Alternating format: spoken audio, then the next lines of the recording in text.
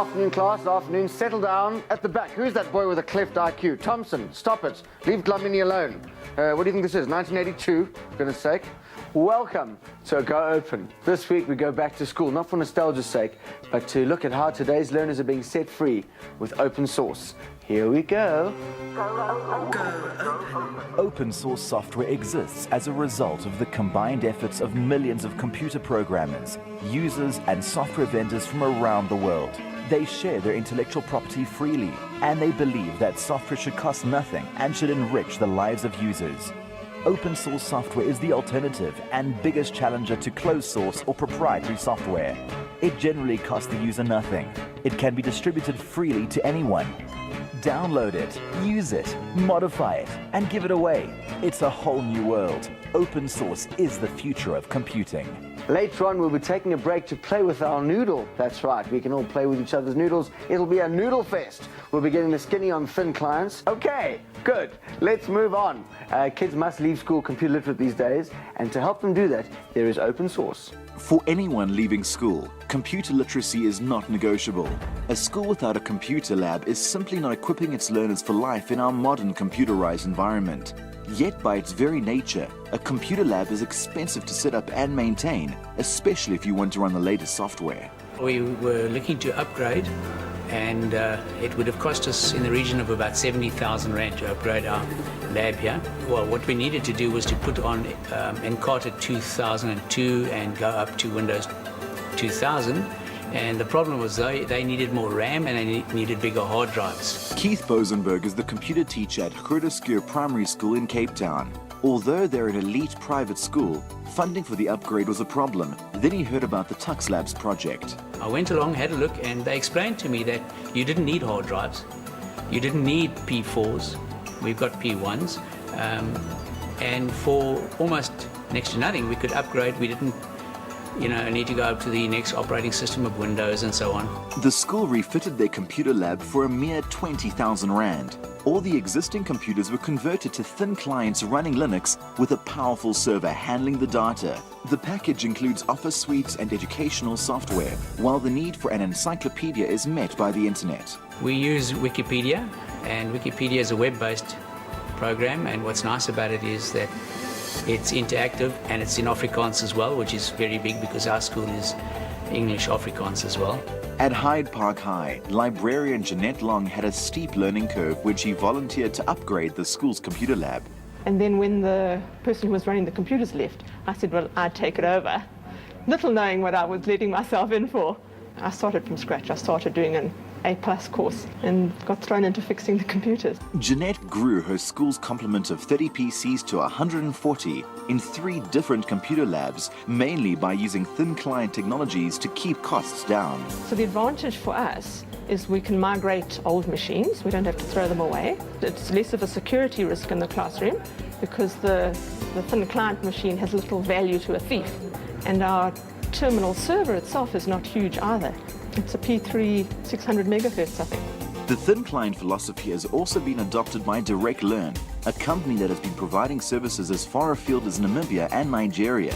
NGOs like SchoolNet coordinate with their governments to implement IT in schools. Direct Learn offer assistance with the implementation. We use a number of different technologies. Open Lab is the core driving product that we use in terms of our work in Africa. Open Lab being a philosophy whereby, number one, it's about computer lab environments, so it's multiple computers in one place. And secondly, the fact that it's based on the open source philosophy. Open Lab is a free and open source distribution based on Slackware Linux, packaged with a host of educational software and country-specific syllabus material. They have created a centralized management tool that makes it easy for a teacher to administer the system, and it's also been optimized to handle streaming multimedia. In 2001, when we started our development, we knew right from the start that we would want to work throughout Africa.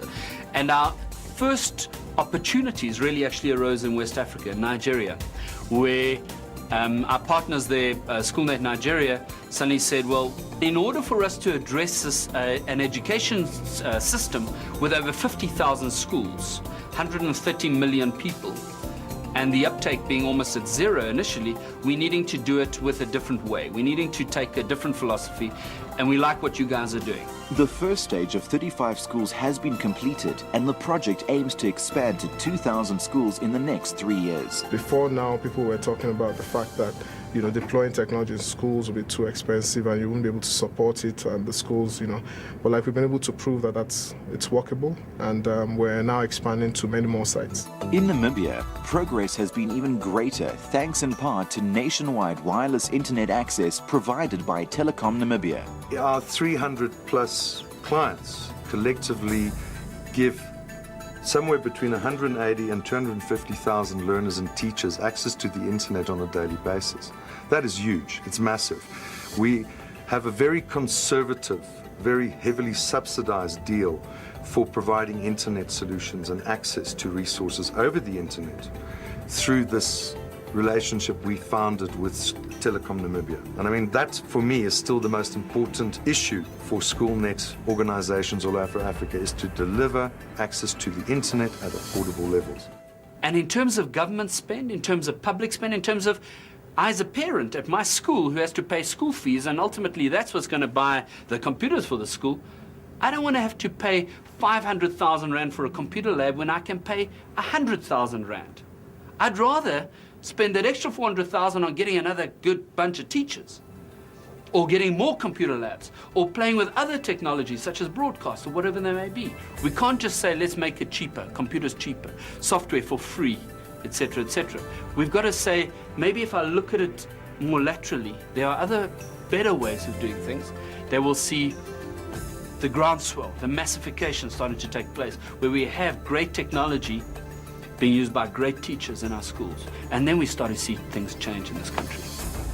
Great minds don't always think alike. Like, for example, me and the Teletubbies, we just don't get on. I don't know what it is. Anyhow, in the open and free software world, this is particularly true. Richard Stallman, for example, is one of the great renegades of this movement. He has some pretty radical ideas. He believes that all software should just be free, like Bo Peep's sheep. He also has some radical thoughts on free software in the developing world. Right, Richard, firstly, welcome. Thank you for joining us. In South Africa, we have quite a big problem with regards to software piracy. I really don't think so. Piracy is attacking ships, and I don't think that they do it with software. Sharing copies of software is everybody's natural right, and nobody should ever take that away. We form part of the continent of Africa, a developing world. How do you see the free software movement assisting in the improvement of the continent? Freedom is just as important for people in poor countries as for people in rich countries. However, there's a secondary benefit which is especially important in poor countries, which is because you are free to redistribute it. You can, if you like, make lots of copies and spread them around. You can set up a distribution tree. The developers of proprietary software are charging monopoly rents, each and every one of them. In Africa, most people who can get a computer can't possibly afford those fees. And so every school in Africa, when it gets a computer, should insist on using free software, because these schools should not be teaching people to be helplessly dependent on proprietary software. Bill Gates once said, the unauthorized copies of Windows would act to get users addicted, and eventually Microsoft would find a way to charge them. So schools should not provide Windows or any other non-free software to the students any more than they provide free packs of cigarettes to the students. How do you see the next 2 to 3 years with regards to the free software movement? The use of free software is spreading, it's catching on in more places. But at the same time, I see that most of the people who are talking about it, using it, and encouraging other people to use it do not talk about freedom as the reason why. But people who've come to recognize that free software means you have freedom, that using free software means you're cooperating with your community, that you're ready to help your neighbors if they want your help, these people are going to resist very hard if anybody makes them use non-free software. So those are the people who will really fight for freedom. What final message would you like to send to viewers which will be watching this program here? I'm happy that I took the campaign for human rights into the area of computer use, into the area of how we use software. But the broader fight for human rights and civil liberties is still going on. We need your help. Next up, a great story about a business that saved thousands by using Linux to run Windows on a thin client network. I know it all sounds very confusing, but if you think about it, it's actually Baya Salam. Open source is open for business, and Linux, the flagship of the open source operating systems, is very happy to peacefully coexist with other operating systems. It's like a big friendly neighborhood. And speaking of which, let's visit Pipeline Technology.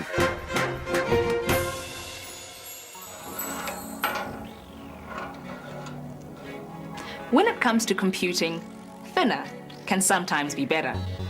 When a large number of computers are being used for everyday use, the thin client model can prove to be very cost-effective.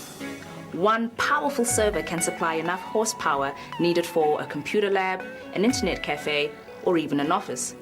And with fewer moving parts, there's less to go wrong. Pipeline Performance Technologies do testing and analyses for water, gas, and oil pipelines. It's a job that requires specialized gathering of data in the field, which is then processed on proprietary Windows computers. But when they needed to upgrade their software, they found their existing hardware was too old and needed upgrading. They spoke to Linux business solutions providers 7C. When they mentioned to us that they needed to upgrade their entire IT network, we carried out a cost comparison between Windows software running on the workstations versus a Linux-based thin client solution running on the workstations. Paul suggested that instead of throwing out the old PCs, to convert them into thin clients and install a powerful server to handle the software. When the workstation boots up, Linux actually boots up, and the moment the person logs in to the workstation, a connection is established with the Windows 2000 server. And the applications actually run on a Windows 2000 terminal server, but the display of these applications gets rendered to the Linux thin client on the workstation. So although it appears as if they have Windows software running on the workstation, in fact they are not. One of the reasons why we still have Windows, though, is that we have some proprietary software for certain of our instruments which run in that environment. And also because we do a fair amount of work overseas, we receive a lot of documentation and information using proprietary software. For businesses, there are many good reasons to use open source. For Pipeline Performance Technologies, the most compelling reason was price. And how much have you actually saved by setting up the Linux thin client server? It cost us 30% of what the price would have been if we had gone for standalone desktops. Could you give us a ballpark estimate? In our case, it was 100,000 Rand. And the thin client solution ended up costing us 30,000 Rand. So a saving of 70,000, which is very significant for a small company like ours. The Battle of Britain may have been won on the playing fields of Eton. Bloody stupid place to fight a war. But the Battle of Software is being fought and won on very different playing fields. Take our next guest. This guy's really remarkable South African, Charles Majola. He was educated locally and then taught himself how to program and then produced a piece of software that's being used all around the country. And I think that's amazing. Thanks for coming, Charles. Great to have you here. Thank you. Basically, you kind of just, through curiosity and kind of, you just went and became this programmer who just wrote something that everyone's using. Yes. For that, I had to learn quite a lot. So at the time, we didn't have computers from township school. So what happened is there was this resource center there, which we found that we can go there to access computers and to use the internet. What happened is I used to download open source programs, especially the ones I was interested in, to see how they work and how they were written, so they work the way they do. Then from then I could learn quite a lot about software engineering in general. Charles, you've been recognized from being kind of teaching yourself how to program to helping to create quite a significant program that's been recognized all over the country. Can you tell us a little bit about that? I found a job at this one company where they work with accounting software. They actually produce accounting software, which is open source.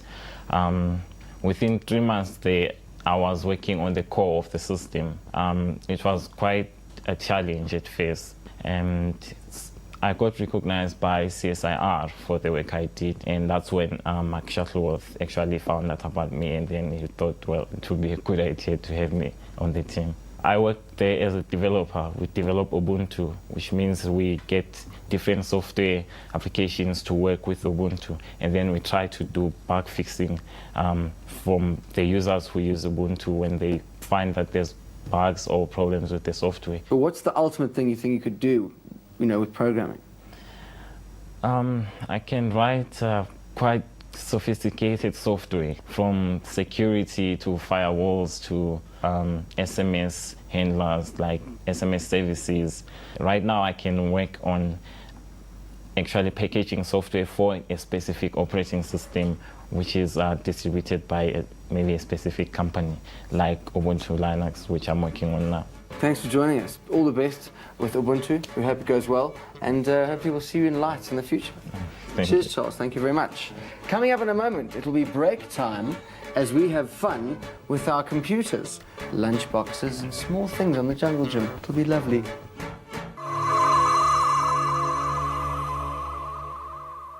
Often, people who are looking at open source are concerned about support.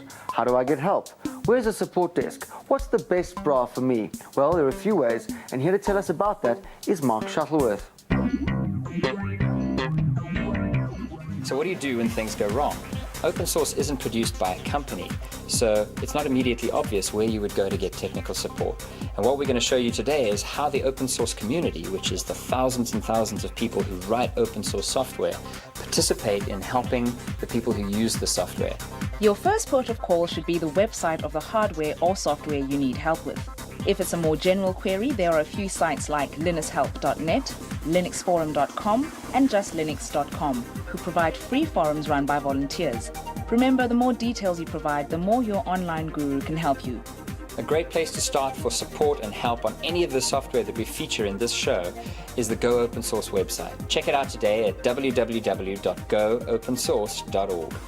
If you have any questions about anything you've seen or heard in this program, in fact, anything even about this space here, you can find us to ask us questions at Mr. Go Open at worldwideweb.goopensource.org, and we'll tell you as much as we can. Also, there you can find details of how you too can own all 312 glorious cinematic genius moments of the open source program for the bargain price of 199 Rand.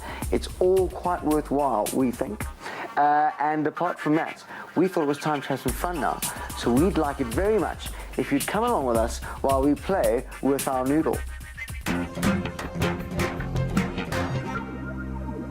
In the pot today is Noodle, and I'm talking to two of the key developers, Ross Addis and Bongani Hlope. Ross, let's start with you. What is Noodle Linux? Well, we decided to create Noodle Linux because businesses are climbing on board with Linux distributions, and it's becoming very business-orientated and boring. So we wanted to go to something that's very funky, off the wall, something that home users can enjoy, find humorous, find fun. Bongani, you code for Noodle Linux. Now, what have you added to make it special and different? I work on the kernel stuff, which is backend, so you won't see any pretty pictures that I do. What does one do if they already have a proprietary system on their PC? You can repartition your drive and use some free space there, just play with Noodle, and everything should work perfectly for you. When you guys were first developing it, what did you learn from other distros that made you want to change to a graphical interface? Our very first distro, MP Linux 1, was based on Debian, and we decided to make something completely uniquely South African. So we went with MP, and the base of Noodle Linux is in fact MP Linux 2. We've taken out a lot of the boring stuff, like the server stuff, and then we've put in far more games, educational utilities for kids, stuff which every home user will need and want, and we need a lot of feedback from users of what they want in the distro. How can we make it more fun? How can we make it more appealing? In order to do this, we have a weekly cartoon on our website, so people have some incentive to visit our website every week and look at our updates and have a look at the cartoon, which is sometimes a bit funky and off the wall. So we've got the stove on, we've thrown our noodles in, let's get cooking. Way! It's time to go web crawling with Ruth Spielware, and today she's looking at open source education sites. It's going to be huge. The Linux documentation project at www.tldp.org has been running for a number of years. Everything on the site has been built by the online community of users. You can find how-tos for a whole range of topics, from setting up a generic Linux install to configuring advanced firewall settings. Users can contribute tutorials and how-tos to increase the available knowledge base. From one community to another, indiemedia.org was started as an outlet for independent news media. Indie Media rejects any external forces which may influence the way their media is portrayed. They publish news articles from all over the world, focusing frequently on the news that doesn't make it to bigger news sources. Check out the localized news sources, especially the area dedicated to South African news. Now, if you're the type of person who likes to know how your opinions compare to other people, then click on to quizfarm.com. Quizfarm allows you to take any of a host of user-posted quizzes. You get to see how other users feel on specific topics. And you're free to create and upload quizzes of your own. Now, I wonder what people would think of posting a quiz about this show. Well, here's the buzz. The Linux documentation project at tldp.org is the place for you to go if you want comprehensive help about your Linux platform. Indiemedia.org is your source of independent news and views, where you can find out what's really going on. And quizfarm.com is the right place to go if you A, like quizzes, B, have an opinion, or C, all of the above. Well, that's all we have time for. Thanks for joining us once again. I'm just kidding. It's time for the competition. This week we have wonderful things to give away once again. We have some DVD writers, a flat screen PC monitor from LG. There are 2 1,000 Rand gift vouchers. Those are from Soviet Clothing. And then, of course, that excellent HP PhotoSmart camera and printer bundle. Here's a question. Is Noodle A an instant computer, B a very clever computer, or C a South African fun and entertainment Linux distribution? SMS your answer, A, B, or C will do, plus your name to 34357. You'll be charged R2 per SMS. Ha! Who's the winner? Who's the winner? Who's this week's winner? Who's the winner? Penny Hurst is the proud owner of the 17-inch LG monitor. John Smith and Stephen White each win an LG DVD writer. Ridwan Carver and Debbie Erasmus will look very stylish in their Soviet jeans, and Karen Buertha is the proud owner of the HP camera and printer bundle. Congratulations. Well, this has certainly been an education for me. I don't know about you, but that's all we have time for. I don't know where the time goes. I really don't. Maybe we left it open, so it went. That's why it's called Go Open. I don't know. Next week, no Oprah, Go Open. That's what's happening. It's very exciting. We travel to China, which is basically Lebanese for China. We look at programs and operating systems that are being translated into South African languages as well. And we play backgammon with a new angle. Ah, yes, stick around, you'll see what that means. Okay, kids, there's the bell. It's home time. Bye-bye.